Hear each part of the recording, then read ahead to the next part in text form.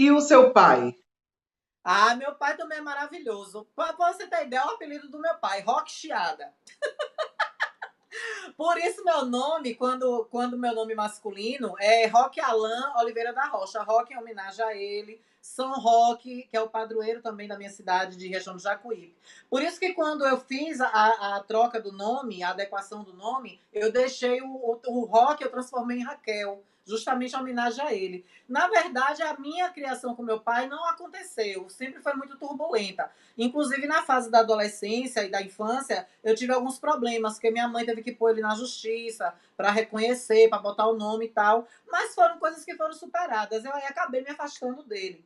Quando foi na minha formatura de jornalismo, eu estudei em Feira de Santana, que é a cidade dele. Ele foi motorista da Itapemirim, minha mãe também trabalhou na empresa, e aí olha como meu pai me gerou. Ele sequestrava minha mãe. Ele trabalhava na empresa de ônibus e minha mãe trabalhava no ponto de apoio na BR-101, saindo aqui de feira para ir para Itabuna. Minha mãe pedia carona a ele, o que é que ele fazia? Em vez dele parar lá e minha mãe descer, ele trazia minha mãe para Salvador, que ele trabalhava antes numa empresa chamada Via Azul, que tinha um ônibus chamado Boomerang, que era o bate-volta. Vinha para Salvador, descia todo mundo, subia os outros e voltava para feira. Era coisa de 30 minutos, 40, não passava disso. Aí na volta que ele deixava minha mãe. Aí nesse cansaço ele veio minha mãe. E aí, assim, a nossa convivência foi muito turbulenta. Por questões mesmo, não pela minha questão sexual, mas por questões mesmo dele aceitar esse filho, porque ele já era casado quando ele se envolveu com a minha mãe e minha mãe não sabia. Entendi. E aí ele. Mas o engraçado é que quando minha mãe estava grávida, ele dizia que queria que fosse uma menina, porque ele tem cerca, acho que, de 15 filhos, todos são homens, só teve uma menina e eu que virei menina. Aí ele ficava, eu quero que seja uma menina, quero que seja uma menina, e acabou nascendo eu e virei menina depois. E E aí você tem uma boa relação com os outros irmãos ou não? eu não conheci alguns, teve dois, eu acho que já faleceram, tiveram problemas de saúde, mas eu não tive contato com nenhum. Eu lembro de um, que inclusive é de ele fez em uma mãe lá no Pernambuco. E quando eu era criança, eu fui numa empresa que ele trabalhava, aí ele já tinha saído da Itapemirim, e aí ele foi trabalhar em uma empresa de feira que rodava para uma faculdade. E aí eu fui visitar ele e ele estava com esse irmão meu. Aí eu conheci, eu lembro que esse irmão acho que estava com 15, 16 anos na época. Eu acho que eu tinha uns 8, 9 anos.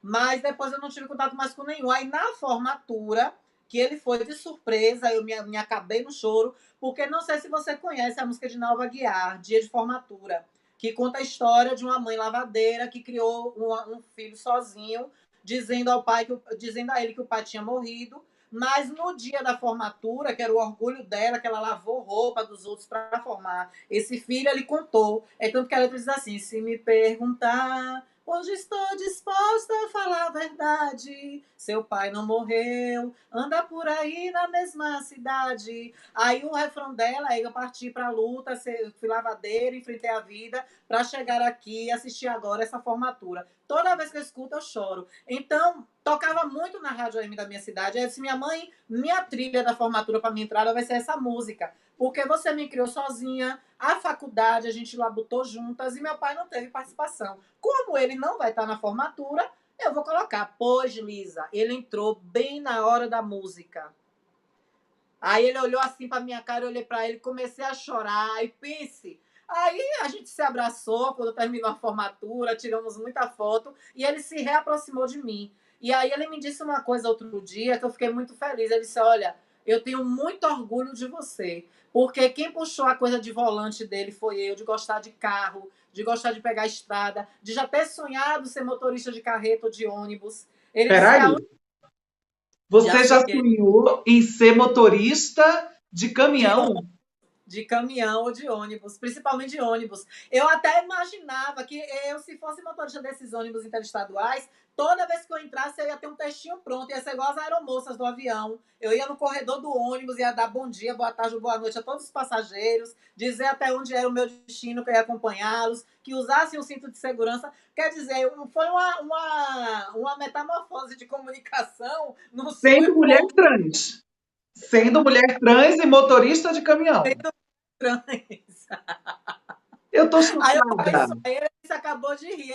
Aí ele soltou. Ele, olha, eu tenho muito orgulho de você. Então, hoje nós somos bem próximos. Agora, no dia dos pais, eu liguei para ele. Nós ficamos cerca de 30 minutos no telefone para desejar ele feliz dia dos pais. A gente sempre se fala pelo WhatsApp. E sabe aquela coisa de esquecer tudo que ficou para trás e começar tudo do zero? É o que aconteceu comigo e ele. Eu estou imensamente feliz. Porque eu sei do carinho que minha mãe tem por ele, o carinho que ele tem também por minha mãe. E significou muito eu ter nascido, e claro, graças a ele que me gerou, me deu a vida também, junto com a minha mãe, né, que eu tô aqui. Então, e dizem que eu me pareço muito com ele. Quando eu chego em Feira de Santana, todo mundo olha e fala, você é filha de rock chiada, né? Cada... E você já, mas você aprendeu a dirigir caminhão? Eu nunca dirigi, não. Agora, carro eu aprendi a dirigir sozinha, autodidata. Danada, é danada, é uma danada.